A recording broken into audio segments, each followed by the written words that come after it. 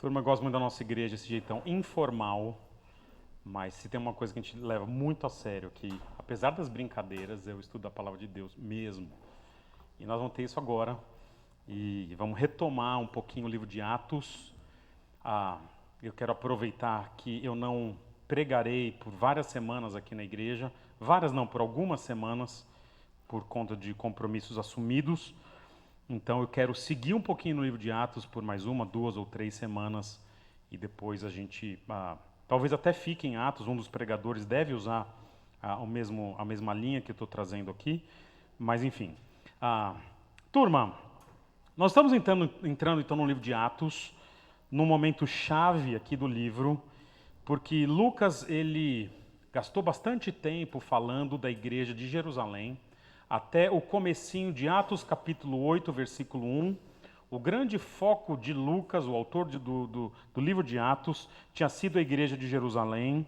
E agora ele vai falar um pouquinho dos efeitos do espalhamento da igreja de Jerusalém ali no mundo antigo. Obrigado, filhão. Obrigado, querido. E dessa igreja, então, de Jerusalém, uma igreja tão boa, que mexeu com a nossa igreja, inclusive, nós vamos começar agora a discutir, a lidar com o espalhamento do Evangelho. E nós já vimos o espalhamento do Evangelho que saiu de Jerusalém, e meio que a força, ele foi para a Judéia e para Samaria. E agora a gente vai lidar com o começo de uma nova era do Evangelho na história. Eu vou pedir que você abra comigo, então, um texto muito interessante, de Atos capítulo 8, versículos 26 a 40, que é a história de Filipe e o eunuco, ok? Então abra comigo, Atos 8, 26 a 40. Eu vou fazer o seguinte, turma, hoje, né? Nós vamos lendo o texto, e vocês sabem que eu não resisto, né? Na leitura do texto faço alguns comentários, mas depois de lido o texto, aí nós vamos tirar alguns princípios de por que este texto existe, porque ele está revelado na Escritura. Mas eu quero ler pausadamente o texto com vocês. Eu vou ler do versículo 24 em diante, ok? Porque dá um pouquinho do contexto para a gente. O título que eu estou dando para esse estudo aqui da gente hoje, não sei se ele merece um título, mas o título seria A Obra que o Espírito Santo não faz. Nós vamos chegar no final e descobrir que existe algo que o Espírito não faz. Ok? Então, mas isso vai ser uma das razões pelas quais esse texto existe e eu vou lidar com vocês daqui a pouquinho com isso. Então, abra comigo em Atos 8. Começa o texto dizendo assim: Simão, aquele mago, aquele crente do mal que nós lidamos há 2 semanas atrás. Simão, porém, respondeu: Orem vocês ao Senhor por mim, para que não me aconteça nada do que vocês disseram. E tendo testemunhado e proclamado a palavra do Senhor, Pedro e João voltaram para Jerusalém, pregando o evangelho em muitos povoados samaritanos. Esse é o contexto da história que nós vamos começar a lidar hoje, que é um contexto em que o evangelho chegou a Samaria, através de Filipe, pessoas se converteram, o mágico se converteu, e tem toda aquela história que a gente não sabe se esse camarada é crente ou não é, mas enfim, ele continua com as velhas práticas, mas seja como for, o evangelho ele chega numa região agora que já não é mais a região judaica, ou da Judéia ou de Jerusalém. E o evangelho começa a se espalhar, e ele vai se espalhando, e o texto vai falar agora desse espalhamento no versículo 26. Olha o versículo 26. Um anjo do Senhor disse a Filipe: Vá para o sul, para a estrada deserta que desce de Jerusalém a Gaza. Então, nesse contexto do evangelho chegar aos samaritanos, através de Filipe, depois através de Pedro e de João, a pessoa de Filipe, de novo, fica como o centro das atenções de Lucas. E eu quero lembrar para vocês que Filipe é esse diácono, é o diácono da igreja de Jerusalém, e quando a igreja é perseguida, Filipe se torna um personagem de destaque na história da igreja, e ele é aquele que é primeiramente com ele usada a palavra de proclamação, ele é aquele ele tem o privilégio no Novo Testamento de o autor dizer que o querigma, a proclamação do evangelho, acontece por meio de Filipe, diácono da igreja. E Filipe é aquilo que eu chamo, na terminologia técnica, teológica, ele é um PPTO. O que é um PPTO? Fala, vocês que são manjos de grego, tal, o que é um PPTO? Pau para toda obra.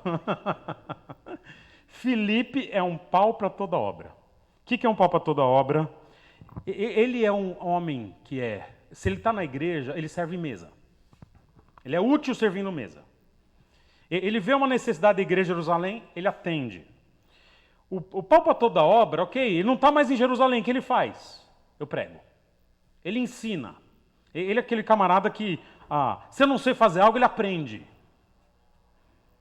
E esse Filipe, esse camarada, ele está agora nesse capítulo sendo muito usado por Deus. E o texto vai dizer que, inclusive, um anjo recebe a missão, né? Imagina, não sei se já aconteceu com você, na empresa, no trabalho, alguma coisa assim, que você fala assim, alguém te dá uma incumbência de algo que não é da sua tarefa, você precisa passar para alguém. E delegar para alguém é difícil, às vezes. E você fala, meu Deus, quem que vai me ajudar? Porque às vezes tem gente que não quer fazer. Quando eu era estagiário, então alguém fala, você tem que fazer um programa. Eu falo, rapaz, eu não mexo com isso. Então o estagiário chega lá na parte da informática e fala, eu precisava fazer um programa. O cara fala, sai daqui, estagiário. Não? Mas é tão legal quando você tem alguém que você pode contar, que fala, tá bom, garoto, vem cá, eu vou te ajudar. E o anjo tem alguém que ele pode contar. Encontra alguém para ir para o sul, né? A gente sabe que não é assim exatamente, mas Filipe é alguém que qualquer missão dada para Filipe ele executa. E se você observar o texto, o anjo manda ele ir para uma estrada deserta. E quando diz deserta, não pensa que aqui não tem gente. É deserta no sentido mais amplo. É um lugar que é um deserto, ok? E ele vai. Olha como começa o versículo seguinte. Ele se levantou e partiu. O anjo fala, Filipe deve estar sentado, deve estar dormindo, ok? Se é para ir, eu vou. Ele se levantou e partiu. E no caminho encontrou um eunuco etíope, um oficial importante, que era encarregado de todos os tesouros de Candace, rainha dos etíopes. E esse homem viera a Jerusalém para adorar a Deus e de volta para casa, sentado em sua carruagem, lia o livro do profeta Isaías. Então Filipe é chamado, Filipe vai, e quem que ele encontra num lugar deserto? Ele encontra um alto oficial da corte dos etíopes, e só para vocês saberem, Etiópia nessa época, como região, englobava parte do Egito, aquilo que é a Etiópia hoje, parte do Djibouti, que é ali o chifre da África, grande parte do Sudão, ou talvez todo o Sudão, tanto o Sudão ali mais ao norte quanto o Sudão do Sul. Então, provavelmente, um homem, inclusive negro, ali de raiz bem africanas, ele chega, serve a dinastia de uma rainha, e ele está voltando de Jerusalém, das celebrações ali de Jerusalém. E olha o que acontece no texto, e o Espírito disse a Filipe, aproxime-se dessa carruagem e acompanha. Então Filipe correu para a carruagem, ouviu o homem lendo o profeta Isaías e lhe perguntou, o jeito educadinho, né? Percebe que alguém, o senhor entende o que está lendo? E o eunuco respondeu, como eu posso entender se não me explicar, se alguém não me explicar? Assim, convidou Filipe para subir e sentar-se ao seu lado. O eunuco estava lendo esta passagem da Escritura. Ele foi levado como ovelha para o matadouro e como cordeiro mudo diante do tosqueador, ele não abriu sua boca. Em sua humilhação foi privado de justiça. Quem pode falar dos seus descendentes, pois sua vida foi tirada da terra? E acontece então esse encontro promovido pelo Espírito. O homem está lendo uma passagem de Isaías. Filipe ouve a passagem. Filipe corre ali ao lado da carruagem. Glaucio, se tivermos missionários aqui da igreja querendo ir para o campo missionário, eles serão treinados por você. Porque para ser diácono, agora, Felipe era diácono, para ser diácono tem que ter um certificado assinado pelo Glaucio aqui. Tem que ser capaz de correr com carruagem. Vamos fazer? Vamos fazer? Então, olha que interessante. E ele corre, ele ouve e ele senta ali na carruagem. E olha lá o que acontece, versículo 34. O eunuco então perguntou a Filipe: diga-me, por favor, de quem o profeta está falando? De si próprio ou de outro? Então Filipe, começando com aquela passagem da Escritura, anunciou-lhe as boas novas de Jesus. E prosseguindo pela estrada, chegaram a um lugar onde havia água. O eunuco disse: olhe, aqui há água, que me impede de ser batizado? Disse Filipe, só para vocês saberem, versículo 37, não está em todas as Bíblias. Está na sua aí? Está entre colchetes? Não. Está entre colchetes, ok? A gente não vai discutir isso aqui. Depois, se tiver dúvidas por que está entre colchetes, eu te falo, ok? Mas na maioria das versões antigas não tem esse versículo, ok? Disse Filipe: você pode, se crer de todo o coração. E o eunuco respondeu: eu creio que Jesus Cristo é o Filho de Deus. Assim, deu ordem para parar a carruagem. Então Filipe e o eunuco desceram a água e Filipe o batizou. Só parando aqui na leitura, já eu volto aqui.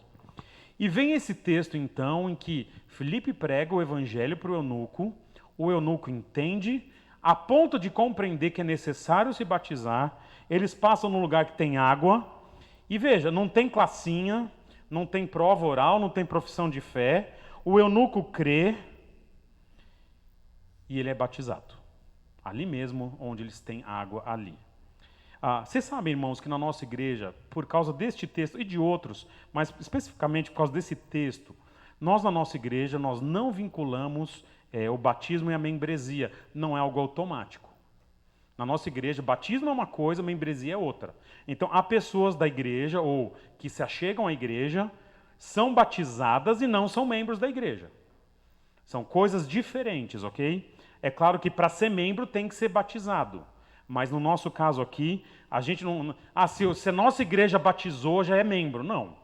Porque a gente entende que o batismo é uma ordenança, e o batismo ele é muito menos... ele é muito mais orgânico no Novo Testamento do que institucionalizado. Então, a gente entende que membresia é importante, os irmãos demoram bastante para ser membro aqui da igreja. Mas olha que interessante, na nossa igreja a gente tem entendido que tem pessoas que querem se batizar, são crentes, mas vão frequentar outros lugares. Nós tivemos um caso aqui, eu lembrei muito desse texto, até escrevi depois para a Solange, que foi cliente da nossa loja, quando a gente tinha loja, e a Solange ela pregou o evangelho para a moça que trabalhava na casa dela. E essa moça se converteu, mora num bairro mais afastado. E aí a Solange chegou e falou: Pedro, a moça que trabalha em casa se converteu. Não seria legal a gente batizar ela? Eu falei: legal, né? Pode batizar. Não, ela falou: você batiza? E olha que interessante. Eu comecei com umas coisas conversando, então eu vou aí conversar. E aí fui conversar de formalidades, de membresia de igreja e tal. E aí a Solange pegou esse texto. A Solange é uma pessoa muito, muito interessante, muito assertiva. Pegou esse texto e falou assim: Pedro, me explica esse texto aí. Porque o eunuco não estava em igreja nenhuma. Ele estava indo para a Etiópia. Né? Tá bom, Solange, quando que vai ser o batismo?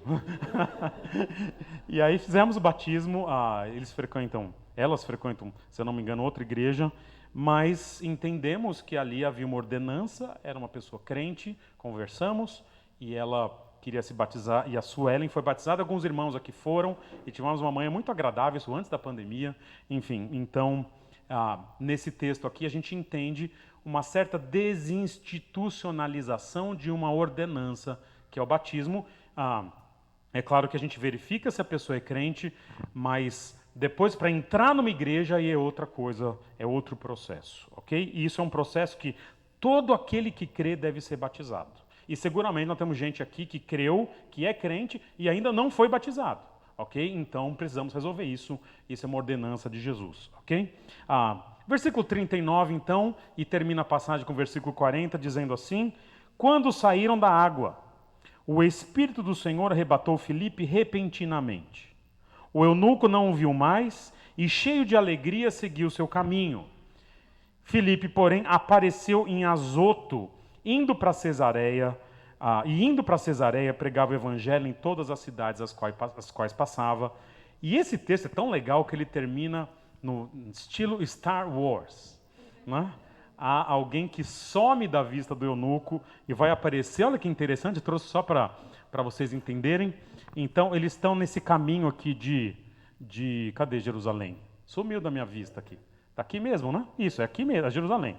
E vai descendo Jerusalém para Gaza, aqui nessa direção.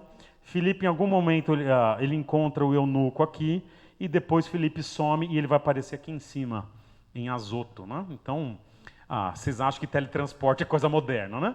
Isso já aconteceu desde a época do Novo Testamento. Aconteceu uma vez na história, né? Mas nada impede, né? Quem sabe, se eu sumir no sermão, vocês me procuram em Bragança, em Nazaré Paulista, em algum lugar aí, não? Enfim. Então, essa história que nós estudamos, a história de um anjo que pede que um evangelista vá até uma cidade, o evangelista vai, ele encontra um homem no deserto, eles se encontram ali, ele prega o evangelho, o homem se converte, ele é batizado e Filipe some e aparece em outro lugar. Essa é a história.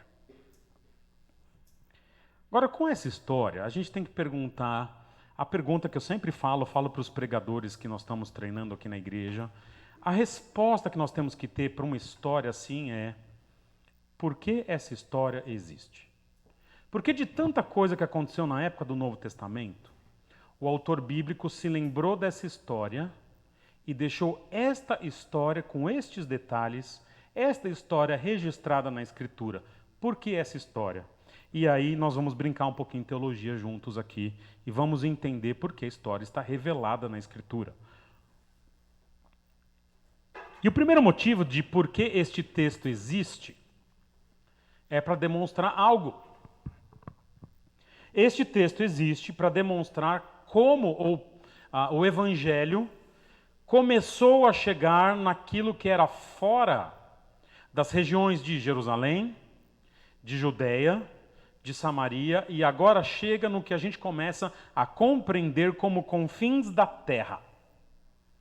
Então, esse texto existe para nos relembrar da dinâmica do livro de Atos, a partir de Atos capítulo 1, versículo 8, que eu vou pedir que você lembre e leia comigo novamente, Atos 1, 8. Jesus está falando com os discípulos e ele diz assim em Atos capítulo 1, versículo 8: Mas receberão poder quando o Espírito Santo descer sobre vocês e serão minhas testemunhas em Jerusalém, Atos capítulo 2 até o 7. Toda a Judéia e Samaria, Atos capítulo 8. E até os confins da terra, Atos 8 em diante. Os apóstolos recebem poder em Jerusalém, se tornam testemunhas, mas de repente ali a igreja vai bem, são milhares de pessoas que são alcançadas, de repente vem a perseguição, o evangelho sai de Jerusalém, vai para a Judéia, vai para Samaria, e agora começa um processo do autor bíblico revelar para a gente como que ele vai alcançar o resto do mundo. E são 4 episódios fundamentais agora. Esse do eunuco, que fala de um etíope. A Etiópia ela é considerada no mundo antigo como um lugar muito distante, ok? Para o judeu, para o israelita. Depois vai vir no capítulo 9 a conversão do apóstolo Saulo, o apóstolo dos gentios. Depois vai vir no capítulo 10 a conversão de Cornélio, ok? Um gentil também. E finalmente, agora no capítulo 11, vai ser falado da igreja mais missionária do Novo Testamento, que é a igreja de Antioquia. Então, agora, o evangelho começa com o eunuco e ele vai se consolidar como evangelho não de uma nação, mas do mundo todo. E Lucas lembra desse episódio como o primeiro momento que alguém de fora começa a ser impactado com o evangelho, com uma igreja que era majoritariamente, praticamente, unicamente judaica. E é interessante que o livro de Atos ele é essa transição de um mundo judaico, de um Deus que alcança o seu povo primeiro, mas alcança toda a terra depois. E E o texto de Atos revela para a gente, turma, que Deus de fato é aquele Deus que é cantado nos Salmos. O Deus de toda a terra. Eu vou citar, você pode anotar e verificar depois, olha lá, Salmo capítulo 8, versículo 1. Senhor, Senhor nosso, como é majestoso o teu nome em toda a terra. Salmo 33, 8. Toda a terra tema o Senhor, tremam diante dele todos os habitantes do mundo. Salmo 47, 2. Pois o Senhor Altíssimo é temível, e ele é o grande rei de toda a terra. Salmo 47, 7. Pois Deus é o rei de toda a terra. Cantem louvores com harmonia e arte. Salmo 66, 4. Toda a terra te adora e canta louvores a ti. Salmo 83, 18. Saibam eles que tu, cujo nome é o Senhor, somente tu és o Altíssimo sobre toda a terra. Salmo 108, 5. Exalta-te, ó Deus, acima dos céus, e estende a tua glória sobre toda a terra. Aquilo que acontecia, o que foi profetizado nos Salmos, começa a se tornar uma profunda realidade em Atos capítulo 8, versículos 26 em diante, com a conversão de um homem da Etiópia. E acho mais interessante que, quando a gente fala de Etiópia, existem profecias específicas no Antigo Testamento que um judeu sabia com respeito à conversão de etíopes, ou do Evangelho, ou no caso do Antigo Testamento, do nome de Deus chegando à Etiópia. Estou citando para vocês, por exemplo, o Salmo 87, 4. Entre os que me reconhecem, incluirei Raabe e Babilônia, além da Filístia de Tiro e também da Etiópia, como se tivessem nascido em Sião. Há uma profecia no Salmo 87, falando que pessoas da Etiópia reconheceriam em Jerusalém a habitação do Senhor, que é justamente o que acontece com esse etíope aqui. Há em Isaías capítulo 11, versículo 11, a ideia de que naquele dia, falando do futuro em Isaías, o Senhor estenderá o braço pela segunda vez para reivindicar o remanescente do seu povo que for deixado na Síria, no Egito, em Patros e na Etiópia. Há pessoas que adoravam a Deus na Etiópia e que seriam atraídos ao Senhor. E acontece isso com esse etíope. Ou então, o famoso Sofonias, né, que muitos sabem de nome, mas talvez tenham lido muito pouco. Sofonias diz que desde além dos rios da Etiópia, os meus adoradores, o meu povo disperso, me trará ofertas. Olha que interessante. O Antigo Testamento profetizava sobre Deus alcançando etíopes. Aí você fala, será que é real? Aí você pega uma história e vê que o camarada é etíope. Assim, o primeiro propósito desse texto é mostrar que o nosso Deus é um Deus de toda a terra. O Evangelho começa a chegar nos confins da terra, e só uma curiosidade, existem muitos grupos cristãos antigos na Etiópia. Quando a gente fala de versões gregas do Novo Testamento, há a versão etíope, a versão ali de toda a região, e inclusive há pessoas da Etiópia, até hoje, que são seguidores de João Batista, ok? Não é Igreja Batista não, é João Batista, né? Aquele lá que batizava. Então, é possível que etíopes tiveram contato com o João Batista e voltaram para a Etiópia e montaram uma religião de João Batista. Né? Enfim, então a Etiópia tem grupos muito antigos relacionados ao cristianismo, e isso é muito interessante. Esse é o primeiro objetivo desse texto que a gente estudou, que a gente leu, que a gente entendeu. Mas há um segundo objetivo, e eu quero trabalhar um pouquinho isso aqui com você. O segundo objetivo é mostrar algo que a gente às vezes não valoriza. Esse texto todo existe para demonstrar que uma única vida, ela é importante. Quero apontar algumas coisas para vocês aqui no texto. Olha comigo aqui. Versículo 29. O Espírito disse a Filipe: aproxime-se da carruagem e a acompanhe. Versículo 26, um anjo disse a Filipe. Versículo 29, o Espírito disse a Filipe. Nós temos um evangelista que está evangelizando muita gente, muitas pessoas. Está indo para Samaria, muita gente se convertendo. Deus pega esse camarada e faz um contato direto com ele através do Espírito, ou um contato mediado através de um anjo, e fala: ô Filipe, sobe, acompanha a carruagem. E ele vai lá e corre. Depois ele sobe na carruagem. Depois Filipe gasta tempo na carruagem, não sabe quanto tempo, não deve ter sido pouco, explicando o Antigo Testamento para o eunuco. O homem crê e aí fala assim: vamos lá no rio. Filipe vai ter que se molhar no rio, né? Vai descer lá no rio, no lago, enfim, na água. O eunuco é batizado. O Espírito arrebata Filipe e leva para outro lugar. O que eu estou dizendo para vocês? É tanta coisa acontecendo.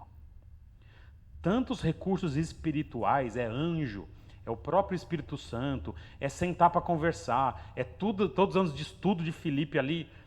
Tanta coisa acontecendo, um baita de um esforço dos céus, por causa de uma pessoa. Muita gente na igreja, turma, só quer saber das multidões. Eu acho interessante que Jesus nunca foi assim. Primeiro que Jesus não confiava nas multidões. Há um texto de João capítulo 2, versículo 23, versículo 24, falando que uma grande multidão seguia Jesus no versículo 23, e no versículo 24 de João 2 diz assim: mas Jesus não se confiava a eles, pois ele conhecia a todos. Em Mateus capítulo 13, quando Jesus traz as suas parábolas, Mateus 13 é o capítulo das parábolas, está todo mundo ouvindo e ninguém entende. E quando Jesus explica, ele explica não para a multidão, ele explica para 12 homens, e dos 12, um ainda era o Judas. O que eu estou dizendo para vocês? Deus não se importa tanto, ou principalmente, com quantidade. Esse texto é uma evidência de que, às vezes, para uma vida, vale um monte de esforço, um monte de trabalho, um monte de investimento. Turma, nós não estamos no Evangelho por causa de resultado numérico.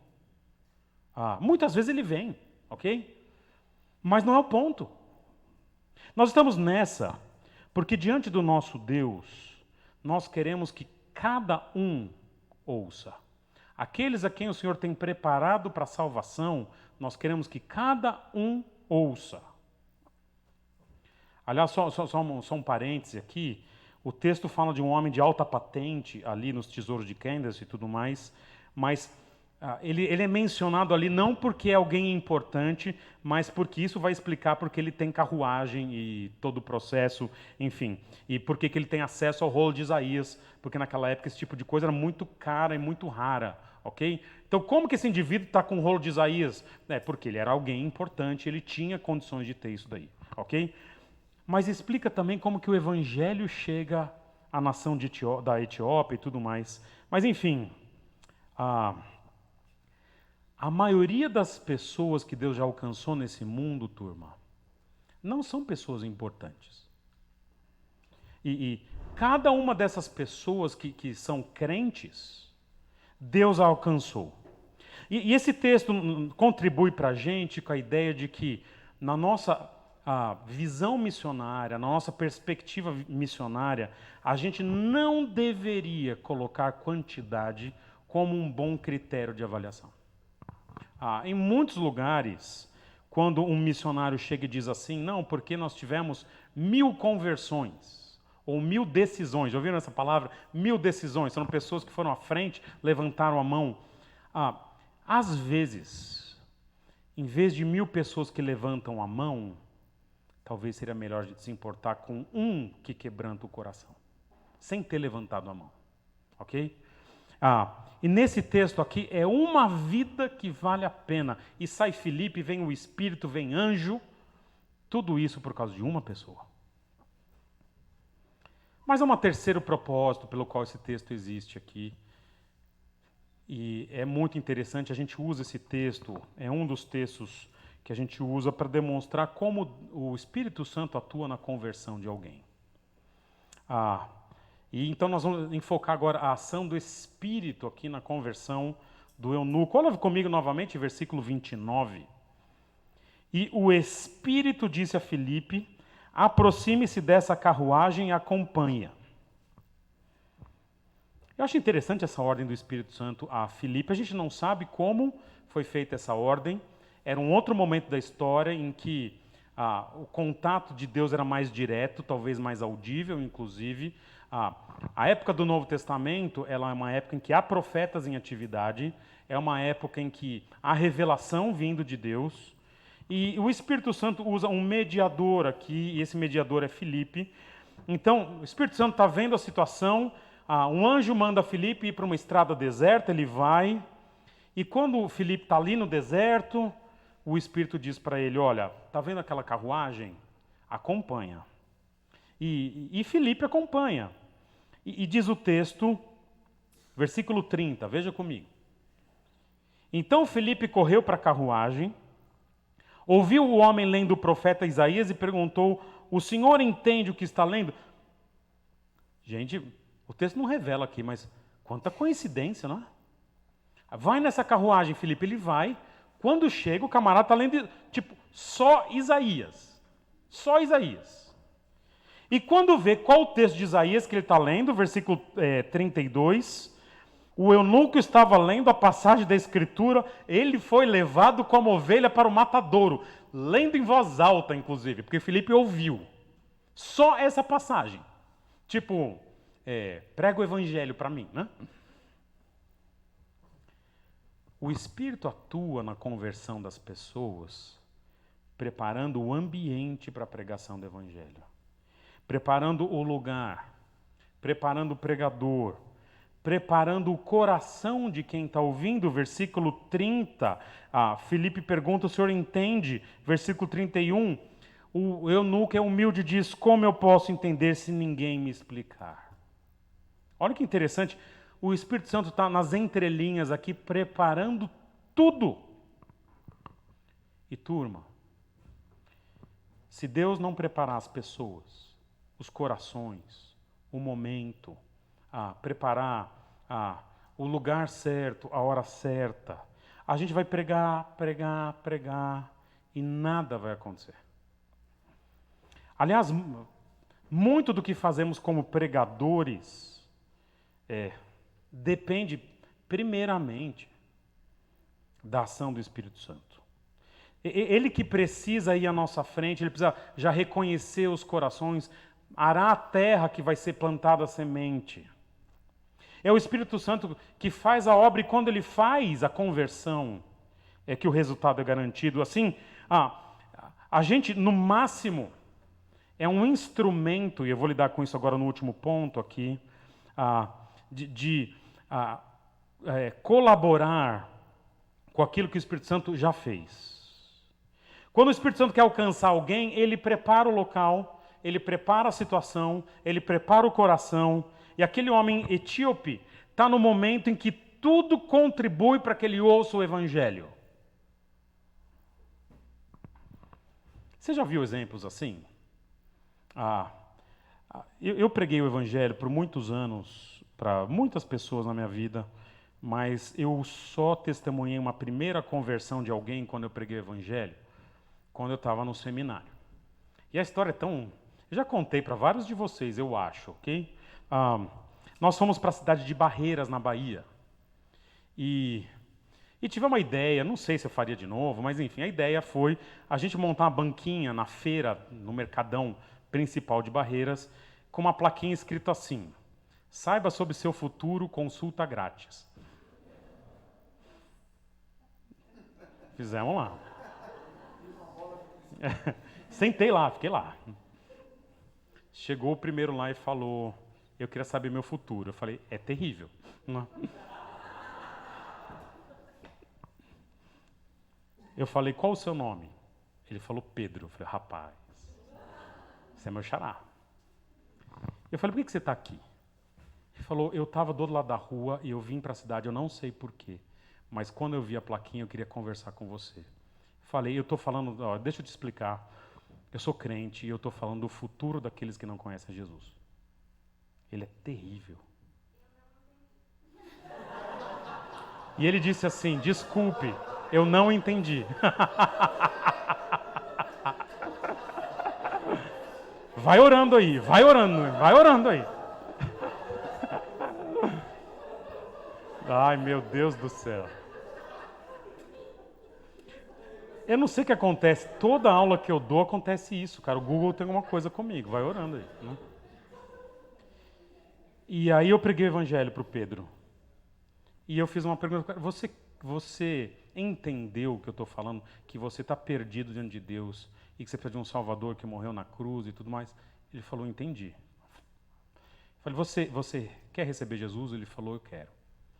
E nós oramos, eu dei o endereço de onde a gente estava, nós estávamos hospedados num orfanato. E os dias se passaram, oramos por ele. Alguns 3 ou 4 dias depois, ele apareceu no orfanato, com uma Bíblia na mão. Falei, ô Pedro, você está aqui? E aí descobrimos onde é o endereço dele e fomos visitá-los. É uma casa que não tinha telhado. E nós conversamos, a esposa falou, o que você fez com meu marido? Eu falei, não, preguei o evangelho. E aí nós pregamos o evangelho para ele, mas eles estavam passando uma luta muito grande e ele foi, Deus preparou o dia. Ele foi para a cidade, viu a plaquinha que a gente fez ali e ele foi lá e, enfim, se converteu e essa, até onde nós sabemos, essa foi a história dele. Depois eu pedi para um pastor acompanhá-lo, mas o pastor não mais localizou, ele já não mais era, né? Ele foi trasladado, esse homem, para algum lugar, enfim. Mas é interessante que é o Espírito que prepara as pessoas. E aí chega a última parte aqui. Mas existe algo que o Espírito não faz. Esse é o título do nosso sermão. Puxa, ele fez tanta coisa aqui. Preparou o coração, preparou carruagem, preparou Isaías. Observe o texto comigo. Versículo 29 de novo. E o Espírito disse a Filipe, aproxime-se dessa carruagem e acompanhe. E eu fico pensando, por que ele fala com Filipe? Por que ele não fala direto com o eunuco? Se converte, eunuco. Ele fala com Filipe. Filipe vai à carruagem. Versículo 30. E Filipe correu para a carruagem e ouviu o homem lendo o profeta Isaías. Ele perguntou, o senhor entende o que está lendo? Filipe ouve e fala, nossa, ele está lendo Isaías. O senhor está entendendo o que está entendendo?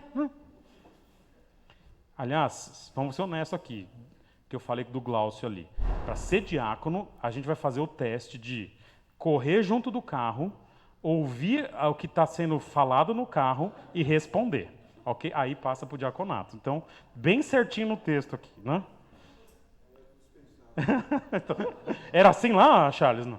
Você tinha que fazer a corrida? Não. Não. Não.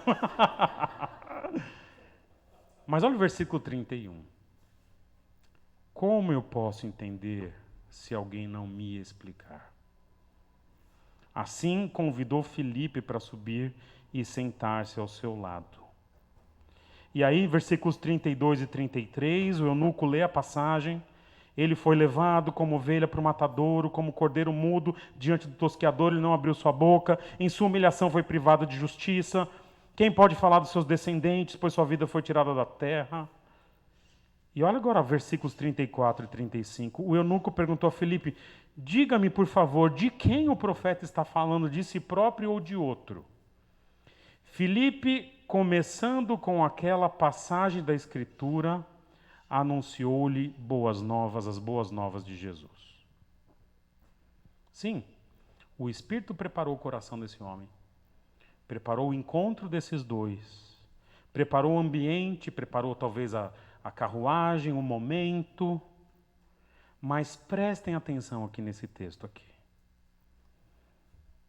O Espírito Santo, ele não realiza o papel que está reservado para a gente, que é a pregação e a explicação das Escrituras. Nessa equação de conversão, a gente é monergista aqui, depois você estuda o que é isso, mas a gente entende que na conversão de alguém, embora o Espírito Santo faça todo o trabalho espiritual, o privilégio da pregação e da proclamação é humano. Por algum motivo, um dos grandes privilégios da história é dado para aqueles que são os menos dignos, que somos nós. E eu quero pontuar algumas coisas aqui nesse ponto que, para mim, resume muito do que é esse texto. Em nenhum momento o Espírito Santo se dirige diretamente ao eunuco. E olha que interessante, quando o eunuco está lendo o texto, quem inspirou o texto que o eunuco está lendo foi o próprio Espírito. Ninguém sabe mais daquele texto do que quem ensinou o texto a Isaías. Mas na hora de explicar, é Filipe que explica. O Espírito impeliu Isaías a escrever. E Filipe, olha que interessante, ele começando com aquela passagem, anunciou-lhe as boas novas de Jesus. Filipe começa com Isaías 53 e vai pregar o evangelho a partir do Antigo Testamento. E é o mesmo tipo de estrutura, inclusive, que Lucas usa, de Lucas 24, 27, falando de Jesus no caminho de Emaús, quando Jesus começa nos profetas e Moisés e explica-lhes que ele deveria morrer, sofrer e ressuscitar. A explicação do texto bíblico é tarefa humana.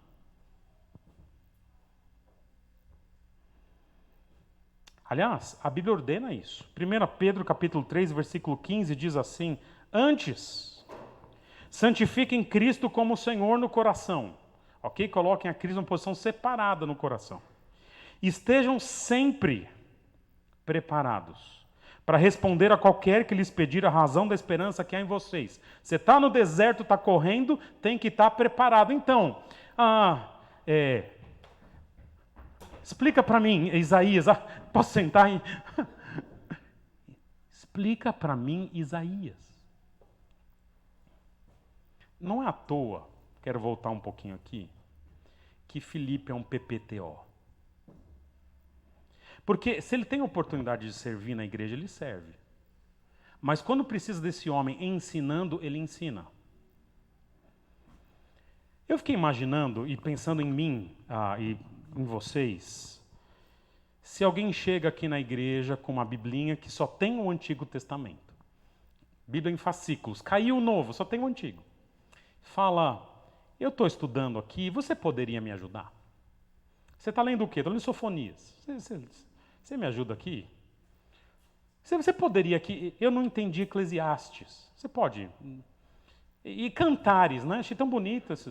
Fala do umbigo, você pode me explicar? Né? Se for depender de muitos de nós para explicar o Antigo Testamento, o eunuco morria pagão. Não é? Estamos falando de um diácono da igreja, não de um pastor. De um evangelista, um missionário. Filipe não é um teólogo. Mas é alguém que conhece suficientemente a Escritura para falar de Jesus usando Isaías, Jeremias, Malaquias, Zacarias, Ezequiel, Salmos, Moisés. Nós temos que orar pela ação do Espírito na conversão. Mas o ponto é que a gente deveria ter uma dedicação para aprimorar o nosso conhecimento, a ponto de que quando o Espírito Santo responde e ele quer nos usar, a gente tenha condições de ser usado. Uma das coisas no ministério pastoral, já estou terminando aqui, que às vezes me dá vontade de reclamar. Eu não tenho reclamado audivelmente, só no coração, tá? Mas eu tenho isso. Chega alguém e fala assim: Pedro, eu estou evangelizando uma pessoa lá no meu trabalho, na minha escola, né, lá, eu conheci uma pessoa, eu vou trazer ela aqui para conversar com você. Falo, Ok, irmão, claro, que legal. E eu estou pensando assim, cara, é no seu trabalho, é na sua escola, é na sua família. Deus colocou você. Porque Deus colocou para mim vocês. E já dá bastante trabalho a gente trabalhar junto aqui, com todo respeito. Eu não falo isso, mas tenho vontade de falar. Não, mas eu não sei o que ele está pedindo. Ué, estuda. Pode até perguntar para mim, eu te ajudo. Mas a responsabilidade de evangelizar, de ensinar alguém que Deus colocou no seu caminho é sua. Quem Deus colocou no meu caminho é minha. Vocês estão no meu caminho, tá? Mas é interessante que a gente deveria repetir 10 vezes diante do espelho. A responsabilidade de ensinar e evangelizar quem está no meu caminho é minha. A responsabilidade de ensinar, de evangelizar quem está no meu caminho é minha. E assim vai. Fazer um momento merchan aqui. Né? É por isso que nós estamos querendo ter um seminário na igreja no ano que vem. Para que os irmãos tenham mais condição. É pouco que a gente faz juntos aqui, é muito pouco. E pode trazer pessoas do seu contato, a gente conversa, mas não fica chateado se eu roubar seu galardão um dia, tá bom? Não fica, ups, né? Aconteceu, né? Mas seja como for, queridos, há algo que o Espírito Santo tem dado de responsabilidade para mim e para você que ele não faz. Que é a pregação do Evangelho e Deus, e é o ensino das Escrituras. E Deus quer que eu e você façamos, ainda que seja só um diácono da igreja. E na minha opinião, o texto de Atos 8 existe para isso, para mostrar como o Evangelho chegou aos confins da terra, revelar a importância que uma única vida tem, a ponto de Deus fazer tanta coisa por uma pessoa, demonstrar que o Espírito Santo vai agir nos corações para conversão, ele tá atento, é a obra dele, mas para mostrar finalmente que nós temos um papel na história, e é nosso, que é a pregação do Evangelho e o ensino das Escrituras. Eu quero então orar para que Deus desperte a igreja, e eu vou orar para que esse termo seja aplicado a muitos irmãos aqui, muitos PPTOs no nosso meio, gente que limpa o chão, que prega o Evangelho, que ensina as Escrituras e ainda sabe fazer piada na hora que é para fazer piada, tá bom? Vamos orar então e pedir que Deus use para 1, 2, 10 vidas, 1000 vidas e que sejamos uma igreja útil na mão dele. Senhor, muito obrigado pelo exemplo de Filipe, um homem tão usado por Deus ali para levar o Evangelho em lugares que muitos não queriam ir, como Samaria e como depois numa estrada deserta. Obrigado pelo exemplo dele, pela dedicação em compreender as Escrituras e depois em ensinar as Escrituras, pela preocupação com a salvação de pessoas, com a preocupação e a disposição de correr, de ouvir, de falar e de ensinar aquele homem eunuco. Muito obrigado para a conversão histórica desse homem e como isso nos dá a dimensão de quem nós precisamos ser, nos dá um modelo possível de sermos e de servirmos a Igreja de Jesus, tanto dentro da igreja como para os que estão lá fora. Faz da nossa igreja, traz da nossa igreja irmãos e irmãs muito dedicados a compreender a Bíblia, a amar Jesus, a orar pelas pessoas e, acima de tudo, a ensinar e a evangelizar pessoas de fora. Esse é o meu pedido e, em gratidão, eu oro em nome de Jesus. Amém.